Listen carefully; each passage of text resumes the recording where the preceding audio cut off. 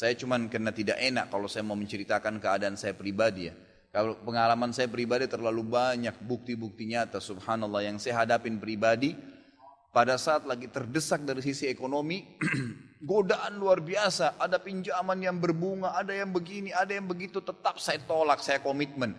Sampai pada titik terakhir, titik klimaksnya saya pertahankan, Allah berikan jalan keluar yang tidak masuk di akal ikhwah. Betul-betul tidak masuk di benak saya. Saya ceritakan salah satunya, pada saat saya ada masalah kemarin di Kalibata. Ini untuk diambil ibrah saja. Restoran saya buka 2 tahun 8 bulan. Kemudian saya pertemukan antara omset sama bayar sewa dan ya, servis charge-nya. Karena di mall ada servis charge maka tidak cukup, tidak berimbang. Saya merasa selama hampir 3 tahun tidak mendapatkan keuntungan. Lalu saya berpikir untuk menutup restoran itu. Dan pada saat itu subhanallah saya berpikir restoran ini sudah saya tutup aja deh. Saya jual aja. Mungkin dengan kesibukan dakwah, beberapa ikhwah juga yang saya amanahkan di situ sudah ada yang satu yang sudah niat mau kuliah, udah nggak bisa lagi lanjut. Saya bilang oke lah baik. Selama 3 bulan vakum, nggak bisa bergerak sama sekali. Pada saat itu subhanallah 1 rupiah pun ikhwah saya nggak punya duit. Allah jadi saksi saya bingung waktu itu bagaimana caranya untuk mencari jalan keluar nih. Jual restoran pun akan dilelang dalam kondisi murah. Restoran itu sudah besar asetnya. Ini gimana caranya saya nggak punya duit. Mindahin ke tempat lain butuh uang untuk sewa. Gitu kan, membuka lagi butuh uang yang baru untuk membayar sewa yang tertunggak, gitu kan. Tidak dibongkar juga akan dibongkar paksa. Nah, ini kalau ada waktu tentu sampai waktu tentu, kalau tidak ini akan dibongkar paksa. Subhanallah, godaan luar biasa. Ada yang masuk saya tidak tahu dari mana, SMS masuk HP saya, pinjaman dengan bunga yang ringan 250 juta sampai 750 juta terus dari banyak perbankan saya nggak tahu tiba-tiba masuk. Saya tidak pernah iyakan, selalu. Gitu kan. Saya cuma berusaha ikhtiar berdoa sama Allah, tawarin kepada orang kalau ada yang mau punya saham dengan saya. Subhanallah, pas titik klimaks 3 bulan kemarin, 3 bulan tutup ya sementara, dan saya sudah berpikir mau jual pun sempat saya tawarkan belum ada yang beli. Saya tiap hari saja berdoa. Di masjid ini saya kedatangan seseorang. Jemaah pengajian saya, bukan jemaah pengajian sebenarnya, dia rutin mengikuti ceramah kita ya yang diupload di YouTube dan tinggal di Paris. Orang Indonesia, orang kita tapi tinggal di sana.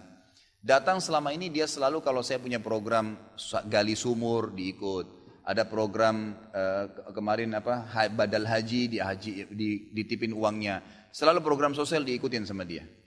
Subhanallah pada saat lagi dia bilang sama saya SMS, Ustadz saya mau ke Jakarta, saya ingin hadir pengajian Ustadz langsung. Saya bilang baiklah kalau gitu silahkan fadlan. Selesai pengajian kita waktu itu selesai jam 9 malam kurang lebih seperti jam-jam seperti ini. Lalu kemudian dia datang sebelah saya belum pernah lihat orangnya. Lalu dia salaman sama saya, dia bilang, Ustadz saya Pak John Firdaus, dia bilang sama saya gitu. Terus saya bilang, oh iya Pak, saya belum paham nih. Dia bilang, saya yang dari Paris Ustadz. Oh antum, terus salaman lah, ngobrol-ngobrol. Sampai ke mobil gitu kan. Saya sempat kasih dia beberapa buku yang biasa saya bawa di mobil. Ini akhi mungkin antum bisa baca-baca di sana sama keluarga dan seterusnya. Sebelum berpisah, dia bilang sama saya, Ustadz saya sempat bawa teman ke Kalibata. Kok saya mau ajak makan tutup tempatnya Ustaz? Oh iya ceritanya ada tunggakan pembayaran yang belum saya bayar dari sewanya karena tidak cukup antara omset penjualan dengan ini. Oh gitu Ustaz iya. Kira-kira butuh berapa biaya? Saya bilang mungkin saya butuh sekitar 250 juta untuk memutar kembali restoran ini. Karena butuh ada tunggakan 168 dan saya harus dengan biaya operasional sekitar 250 juta. Rencananya memang saya mau buka saham kalau memang ada yang mau masuk.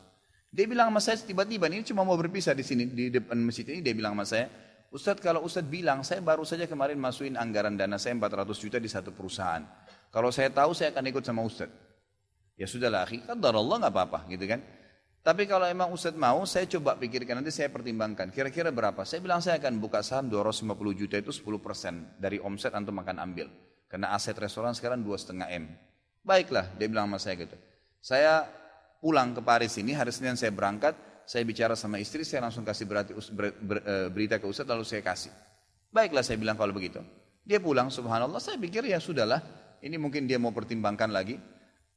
Malamnya, pada malam itu juga, dia tiba-tiba SMS ke saya, dia bilang Ustadz setelah saya musyawarah sama istri, saya akan transfer ke Ustadz dengan jumlah 250 itu. Supaya bisa bergulir dan saya siap mengambil 10%-nya.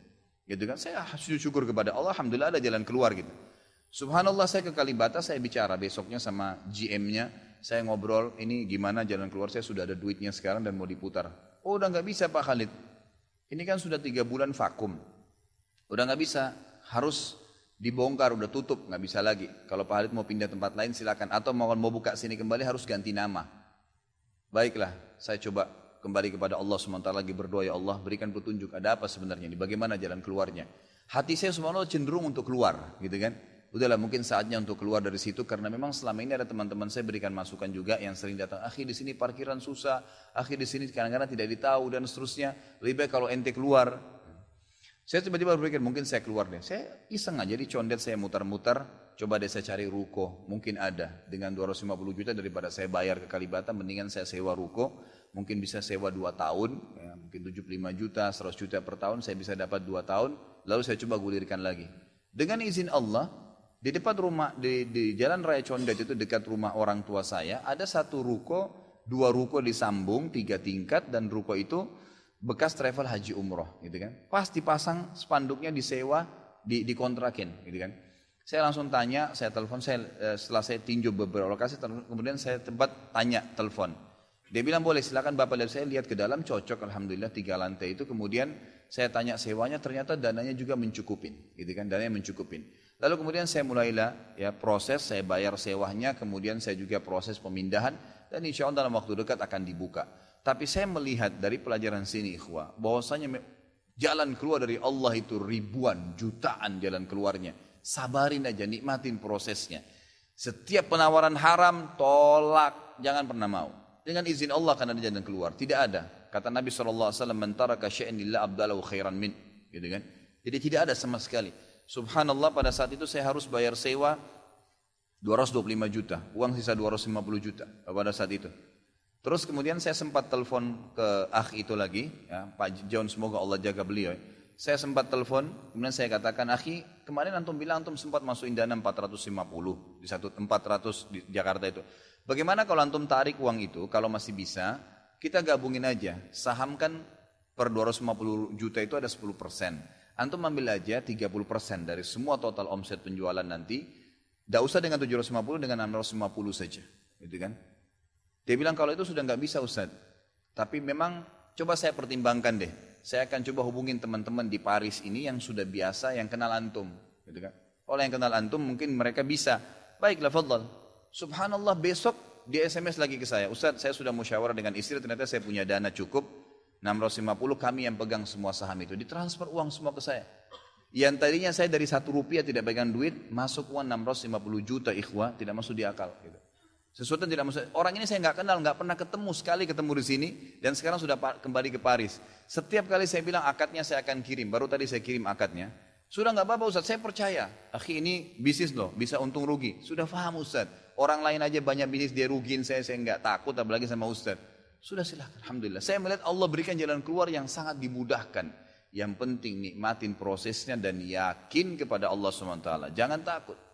Jangan takut. Dan ada banyak kisah seperti ini dalam hidup saya yang saya mungkin sebagian tidak diceritakan gitu kan. Cuma ini tadi saya buka supaya memang bisa ada pengalaman. Karena rata-rata sini karena hanya masalah kekhawatiran saja. Kekhawatiran rezeki yang insya Allah tidak akan ada masalah dalam kehidupan kita.